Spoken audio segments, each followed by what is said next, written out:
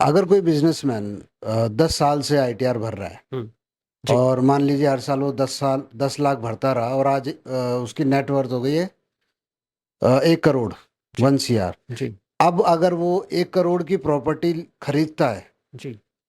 तो क्या वो उसमें क्वेश्चन के दायरे में आता है? सबसे पहले तो आपको ये समझना पड़ेगा कि जो आप आईटीआर भर रहे हैं वो नेटवर्थ के इक्वल नहीं है। अगर आपने 10 सालों तक 10-10 लाख का आईटीआर भरा तो हम्म। वो हो गई टोटल 1 करोड़ रुपए।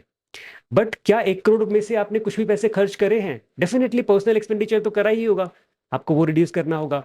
प्लस जो 10 लाख रुपए आपने बताया कि आपने हर साल इनकम डिक्लेयर करी है, तो वो जो 10 लाख है क्या आपने हर साल इन्वेस्ट करे थे कहीं पे?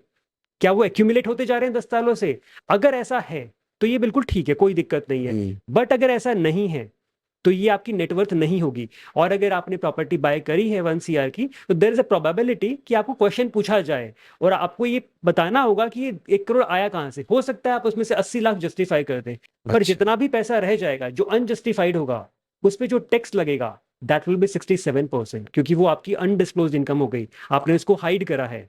ठीक है। तो आपको ये पता होना चाहिए कि net worth is never equal to the ITR. आपको हमेशा जो आप इनकम टैक्स रिटर्न में अपना इनकम डिक्लेयर करते हैं उसमें से जो पैसे आप इन्वेस्ट करते हैं that is equal to the net worth. मतलब कि अगर मैंने 1 करोड़ का आईटीआर है तो मैं उससे थोड़ी कम में कम की चीज खरीद सकता हूँ और वो वाइट डेफिनेटली रहेगा। Definitely definitely.